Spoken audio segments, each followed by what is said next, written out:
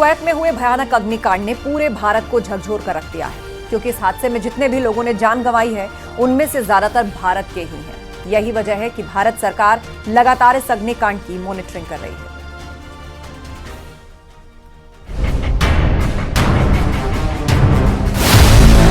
Kuwait में अग्निकांड की क्या कहानी है?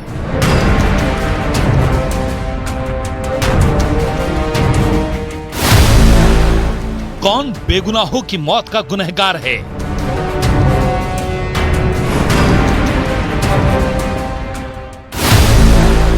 कौन इस मातम का जिम्मेदार है?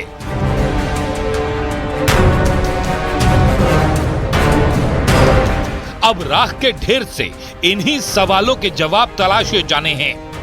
भारत सरकार लगातार इस मामले पर अपनी नजरें बनाए हुए है।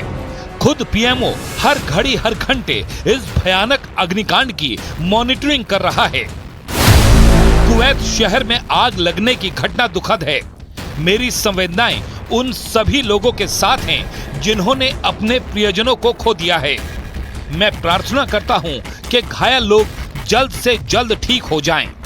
कुवैत में भारतीय दूतावास स्थिति पर बारीकी से नजर रख रहा है और प्रभावितों की सहायता के लिए वहां के अधिकारियों के साथ मिलकर काम कर रहा है। कुवैत टाइम्स की रिपोर्ट के मुताबिक इस भयानक हादसे में अपनी जान गंवाने वाले लोगों की तादाद बढ़कर 49 हो चुकी है। अभी तक की जानकारी के मुताबिक मरने वालों में ज्यादातर भारतीय हैं। मरने वालों के परिजनों को 2-2 लाख रुपए मुआवजे का भी ऐलान कर दिया गया है। हम लोगों की सबकी संवेदना है उन परिवारों के साथ जिनके लोग वहाँ थे और इस घटना में उनकी मृत्यु हुई है। अभी माननीय प्रधानमंत्री जी ने हम लोगों की बैठक ली है और हम लोगों के पास जो रिपोर्ट है कि जो घायल हैं उनकी अच्छे ढंग से देखभाल हो रही है और जिनकी मृत्यु हो गई है उनकी जल्दी से जल्दी उनका आइडेंटिफिकेशन का प्रोसेस चालू है और उनको जल्दी से जल्दी देश ले जाने की तैयारी है।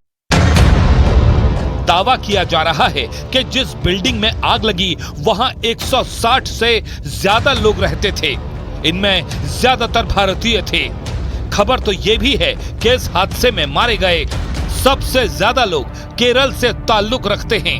यही वजह है कि विदेश मंत्री एस जयशंकर ने भी अपनी संवेदनाओं को जाहिर किया। कुवैत शहर में आग लगने की घटना की खबर सुनकर बहुत दुख हुआ। हमारे राजदूत शिविर में गए हैं। दुखद रूप से अपनी जान गंवाने वालों के परिवारों के प्रति गहरी संवेदना। घायलों के शीघ्र और पूर्ण स्वस्थ होने की कामना करता हूं। हमारा दूतावास इस संबंध में सभी संबंधित लोगों की पूरी सहायता करेगा। जानकारी के मुताबिक जिस 6 मंजिला इमारत में आग लगी वहां सिलेंडर में धमाका हुआ था, जिस वजह से आग तेजी से फैलती गई। फिलहाल इस हादसे का पूरा सच क्या है ये जांच के बाद ही सामने आएगा, लेकिन मौजूदा सच यही है कि इस भयानक हादसे से कई परिवार मातम में डूबे हुए हैं। बाहर गर्मी झुलसा रही है। यूपी में भी गर्मी का बुरा हाल है। अगले 3 दिन गर्मी से बेहद सावधान रहने की जरूरत है। देखिए ये रिपोर्ट।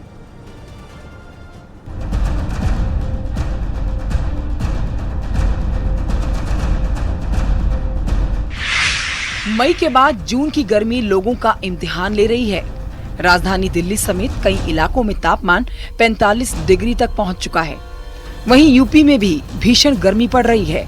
बाहर लू के थपेड़ों ने लोगों की मुश्किल बढ़ा दी है, लेकिन 15 जून तक लोगों को राहत मिलने के आसार कम ही हैं। यूपी के कई शहर भयंकर लू की चपेट में हैं, जिससे घर से बाहर निकलना मुश्किल हो गया है। लोगों को बारिश का बेसब्री से इंतजार है।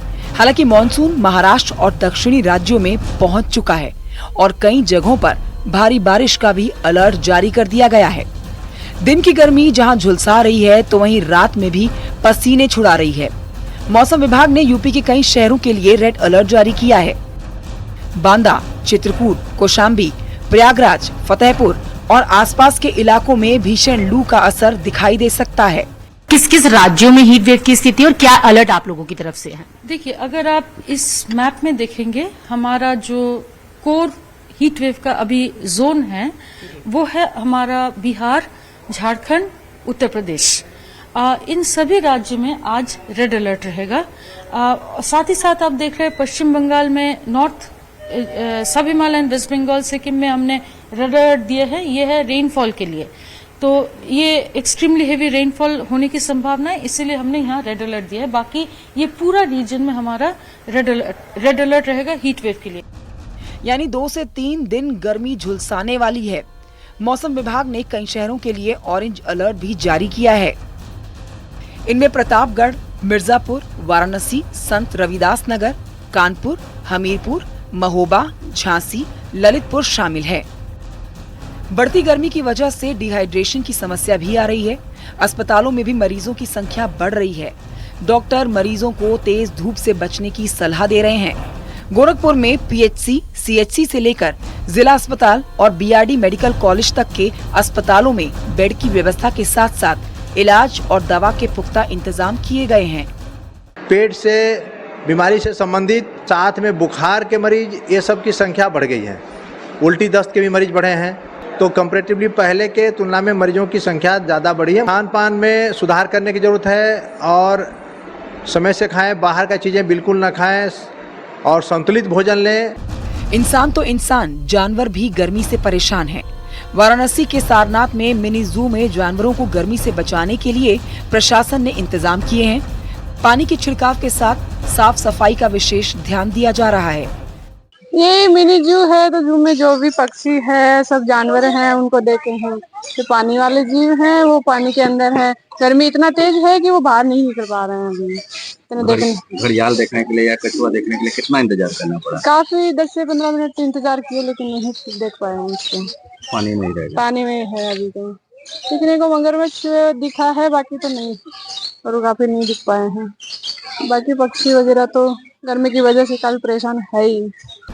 तो वहीं इस तरह सूरज की तपिश कुछ और दिन दिखने वाली है, इसलिए बेहद सावधान रहने की जरूरत है। Bureau report, news 18।